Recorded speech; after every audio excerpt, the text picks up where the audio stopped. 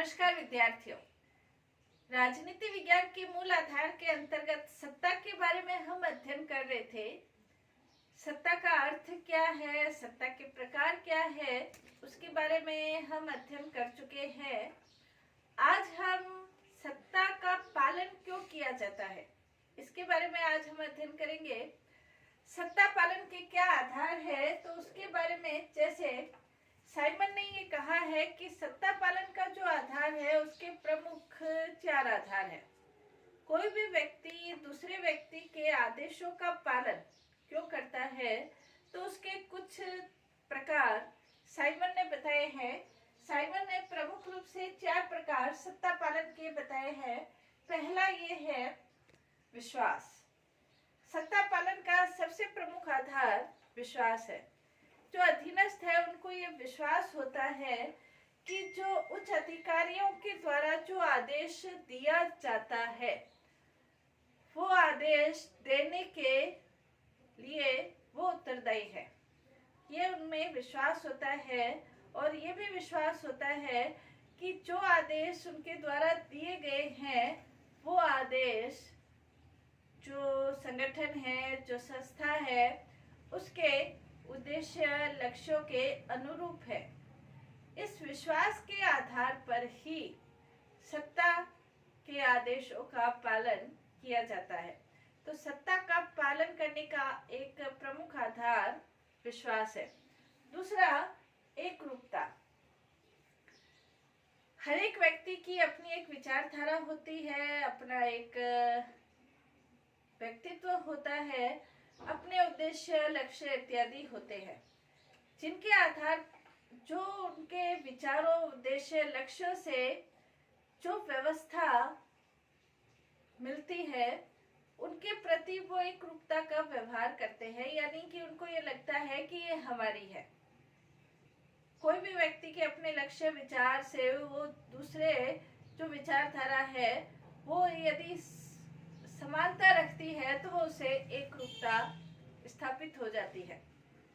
कहने का तात्पर्य ये है कि विभिन्न प्रकार की राजनीतिक जो विचारधाराएं हैं, जैसे साम्यवाद है, उदारवाद है, ये जो विचार प्रजातंत्र है, अधिनायक तंत्र, तानाशाही है, इस प्रकार की जो विचारधाराएं हैं या वामपंथी विचारधाराएं हैं, ये राजनीतिक व्यवस्थाओं के अंतर्गत विभिन्न प्रकार की विचारधाराएं हैं। और राजनीतिक दल जो होते हैं या राजनीतिक नेता होते हैं, राजनीतिक व्यवस्थाओं के जो उच्च अधिकारी होते हैं, वो लोगों की विचारधाराओं के आधार पर उसके अनुसार अपनी राजनीतिक व्यवस्था को संचालित करने की कोशिश भी करते हैं, ताकि जो अधीनस्थ है उनको ये लगे, अधीनस्थ या जो प्रजा है, जनता है, उनको ये लगे, या जो दूसरे लोग हैं उनको ये लगे कि ये जो विचारधारा है ये हमारी विचार के अनुरूप है।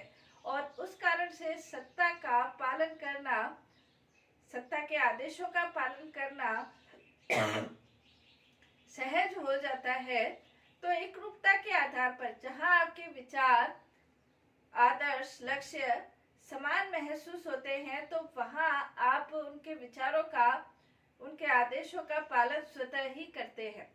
तो सत्ता पालन का एक आधार एकरूपता है, यानी कि जैसे ये देख सकते हैं कि भारत के अंतर्गत लोकतंत्रात्मक शासन व्यवस्था है और लोकतंत्र के लिए व्यक्तियों की जो विचारधारा है वो भी लोकतंत्र को सही मानती है।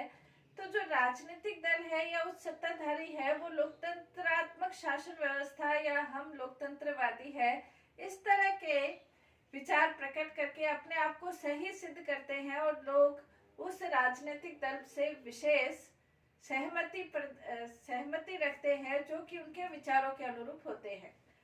तो एकरूपता भी सत्ता पालन का एक प्रमुख आधार है। नेक्स्ट है दबाव। साइमन ये कहते हैं कि जहां विश्वास और एकरूपता के आधार पर सत्ता पालन नहीं होता है, वहां कुछ ऐसे व्यक्ति भी होते हैं जो न तो सत्ताधारी में एकरूपता रखते हैं और न ही विश्वास रखते हैं। तो वहां फिर दबाव का सहारा लिया जाता है, यानी कि दंड का सहारा लिया जाता है। उनको सत्ता पालन के लिए बाध्य किया जाता है। तो दबाव के कारण भी सत्ता पालन एक आधार है। नेक्स्ट है वैधानिकता। सत्ता पालन का महत्वपूर्ण आधार साइमन ये कहते हैं वैधानिकता भी है। कोई भी व्यक्ति दूसरे व्यक्ति के आदेशों का इस आधार पर पालन करता है कि उसके आदेशों का पालन किया जाना चाहिए। जैसे साइमन ये कहते हैं कि सत्ता को इस मान्यता के कारण स्वीकार किया जाता है कि उच्च प्राधिकारी के आदेशों का पालन किया जाना चाहिए। पालन क्यों किया जाना चाहिए? क्योंकि वो उसके लिए प्राधिकृत है, यानी कि उसे वो सत्ता प्राप्त है, इसलिए उसके आदेशों का पालन किया जाना चाहिए। वैधानिक रूप से वो सत्ता देने के लिए, आदेश देने के लिए प्राधिकृत है, इसलिए उसके आदेशों का पालन किया जाना चाहिए। तो ये इस कारण से भी, वैधानिकता के कारण से भी सत्ता का पालन किया जाता है। नेक्स्ट, नेतृत्व और अन्य गुण जो होते हैं उसके आधार पर भी सत्ता का पालन किया जाता है।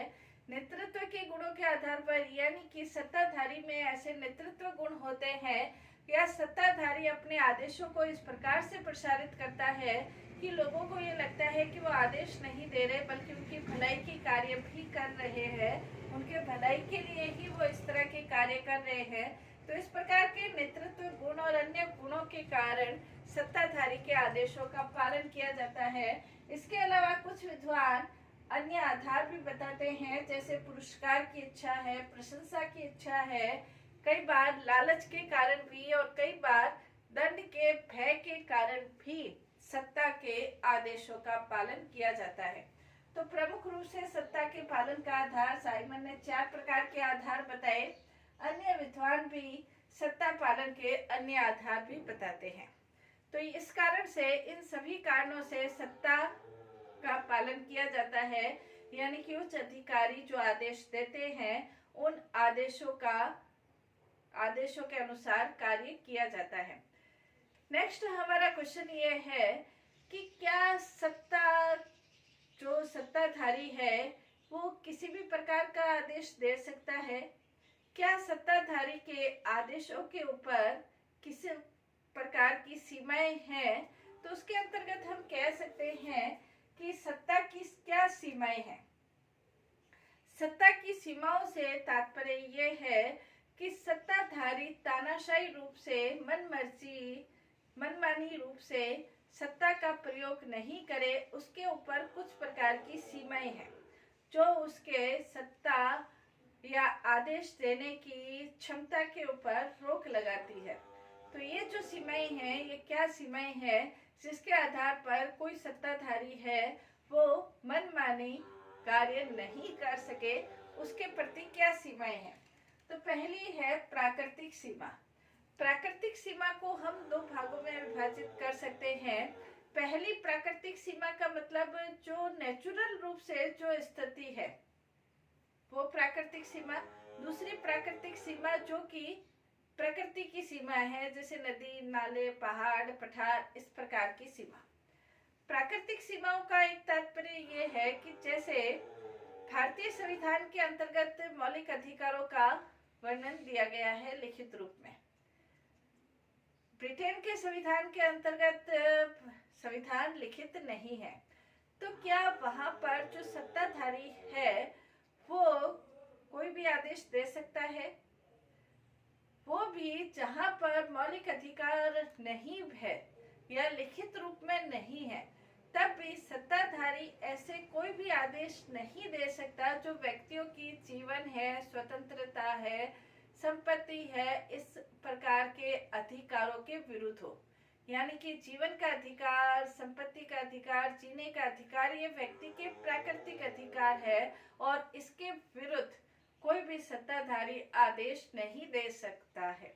इसके अलावा जो प्राकृतिक सीमाएं हैं, जैसे नदी, नाले, पहाड़, भौगोलिक क्षेत्र, उस क्षेत्र विशेष तक ही जहां तक उसकी सत्ता है वहीं तक वो आदेश दे सकता है। नेक्स्ट प्राकृतिक सीमा के ऊपर नेक्स्ट सत्ताधारी आदेश दे सकता है। तो ये प्राकृतिक सीमा सत्ता के ऊपर है। दूसरा, नैतिक और धार्मिक विश्वास। प्रत्येक देश के अंतर्गत, प्रत्येक संस्था के अंतर्गत, संगठन के अंतर्गत लोग किसी न किसी नैतिक या धार्मिक विश्वास के साथ बंधे हुए होते हैं।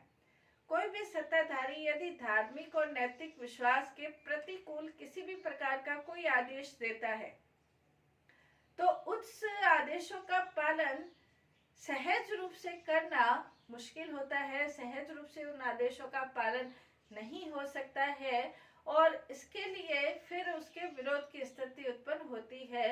और यदि सत्ताधारी तानाशाही प्रवृत्ति का है तो दबाव का सहारा लेकर इस प्रकार की नीति अपना सकता है, लेकिन यह भी सत्ताधारी के ऊपर एक सीमा है कि वो धार्मिक और नैतिक विश्वासों के विरुद्ध किसी भी प्रकार का आदेश देता है तो उसके लिए अधीनस्थों के द्वारा सहज रूप से सत्ता प्राप्त हो जाए, सत्ता का पालन कर दे तो सहज रूप से वो सत्ता पालन नहीं। नेक्स्ट इसके अंतर्गत सीमा अगर देखें तो संस्कृति, प्रत्येक देश की अपनी एक संस्कृति होती है, अपनी एक रीति रिवाज होते हैं, रहन सहन, खान पान, पहनावे का ढंग, उसके त्योहार मनाने के ढंग, त्योहारों का उद्देश्य, ये एक सांस्कृतिक पहचान होती है। कोई भी सत्ताधारी किसी राज्य के अंतर्गत, संगठन के अंतर्गत संस्कृति के विरुद्ध आदेश देता है तो उसका पालन करवाना बहुत मुश्किल हो जाता है, यानी कि पालन नहीं होता। तो सत्ता के ऊपर ये सांस्कृतिक सीमाएं भी है। नेक्स्ट, राज व्यवस्था के लक्ष्य। कोई राज व्यवस्था है वो लक्ष्य अपना निर्धारित करती है, उसके विरुद्ध सत्ताधारी किसी प्रकार का आदेश देता है तो वो आदेश नहीं दे सकता है। जैसे भारत के अंतर्गत लोकतंत्र एक राजनीतिक व्यवस्था का लक्ष्य है और यदि कोई सत्ताधारी लोकतंत्र के विरुद्ध किसी भी प्रकार का आदेश देता है तो उस आदेशों का पालन करवाना संभव नहीं होता। तो राज व्यवस्था के लक्ष्य भी सत्ता के ऊपर सीमाएं हैं। नेक्स्ट है संविधान के नियम और उपनियम। प्रत्येक सत्ताधारी को जो सत्ता प्राप्त होती है वो संविधान के अंतर्गत प्राप्त होती है, तो संविधान के अंतर्गत रहते हुए ही उसे अपने आदेशों को प्रसारित करना होता है। संविधान के विरुद्ध, संविधान के नियमों के विरुद्ध वो अपने किसी भी प्रकार के आदेश को प्रसारित नहीं कर सकता है। तो संविधान के अंतर्गत रहते हुए उसे कार्य करना है, यह भी उसके लिए सीमा है। नेक्स्ट इसके अंतर्गत आर्थिक सीमाएं। कोई भी सत्ताधारी है वो आर्थिक, उसके अपने आर्थिक लक्ष्य होते हैं और उस लक्ष्यों के आधार पर उसके पास आर्थिक प्रबंध कितना है, आर्थिक व्यवस्था कितनी है, उसके अनुसार वो आदेश दे सकता है। जैसे किसी भी देश के अंतर्गत यदि गरीबी है तो गरीबी को हटाने के लिए उस देश के पास आर्थिक संसाधन कितने हैं, उस अनुसार ही वो गरीबी हटाने के संबंध में कार्य कर सकते हैं। या जैसे बेरोजगार है, मान लो किसी देश में बेरोजगार है, बेरोजगार बहुत ज्यादा संख्या में है, उस देश के पास इतने आर्थिक संसाधन नहीं है कि सभी लोगों को रोजगार दे सके, तो उस आधार पर वो इस तरह के आदेश नहीं दे सकते कि सभी व्यक्तियों को रोजगार मिल जाए। तो आर्थिक सीमाएं भी है। नेक्स्ट इसके अंतर्गत तकनीकी सीमाएं भी हैं। टेक्निक के अंतर्गत भी सीमाएं हैं। किसी भी व्यक्ति को इस प्रकार के आदेश नहीं दिए जा सकते कि वो जिनके, जैसे कोई व्यक्ति कंप्यूटर का जानकार नहीं है और उसे कंप्यूटर के संबंध में कोई आदेश दिया जाए तो वो उसकी जानकारी नहीं रखता है, या कोई भी व्यक्ति ऐसा है जिसे उस काम का नॉलेज नहीं है और उसके उस कार्य को करने के लिए दिया जाए तो उसकी अपनी एक क्षमता होती है, उस अनुसार वो कार्य करता है। तो टेक्निकी सीमाएं भी है। नेक्स्ट, अधीनस्थों की क्या क्षमताएं है। एक व्यक्ति मानव होने के कारण उसकी अपनी एक क्षमता है और उस क्षमता के अनुसार ही वो कार्य कर सकता है। तो उच्च अधिकारियों के द्वारा अधीनस्थों की क्षमता के अनुसार ही उसे कार्य प्रदान किया जाता है, क्षमता के विरुद्ध उसे कार्य प्रदान नहीं किया जाता, ये भी एक उसकी सीमाएं हैं। इसके अलावा जो कर्मचारी अधिकारी जहां काम करते हैं वहां पर वो अपने निजी हितों के लिए अपने सम्मेलन, अपने संघ संगठन बना लेते हैं। तो ये सम्मेलन, संघ, संगठन भी उस जो अधिकारी है, उच्च अधिकारी है, उसके आदेशों के ऊपर एक सीमा लगाता है कि वो अपने अधीनस्थों के हितों के प्रतिकूल किसी भी प्रकार का आदेश नहीं दे सकता। इसके अलावा अंतर्राष्ट्रीय संगठन है, अंतर्राष्ट्रीय कानून है, वो भी अंतर्राष्ट्रीय संगठन और अंतर्राष्ट्रीय कानून हालांकि बाध्यकारी तत्व नहीं है, लेकिन फिर भी किसी राज्य के द्वारा इस प्रकार के कानून या नीतियां नहीं बनाई जा सकती जो अंतर्राष्ट्रीय कानूनों के विपरीत हो या अंतर्राष्ट्रीय जो शांति है उसके विपरीत हो। जैसे कोई देश है वो ऐसा नहीं कह सकता कि मैं दूसरे देश पर जाकर परमाणु हथियारों का प्रयोग करूंगा, क्योंकि यह अंतर्राष्ट्रीय कानून के विपरीत होता है। तो अंतर्राष्ट्रीय कानून भी सत्ताधारी के आदेशों के ऊपर एक सीमा लगाता है। तो सत्ताधारी जो सत्ता का प्रयोग करता है उसके ऊपर अनेक प्रकार की सीमाएं हैं और उन सीमाओं के अंतर्गत रहते हुए ही सत्ताधारी अपने सत्ता का प्रयोग करता है। धन्यवाद।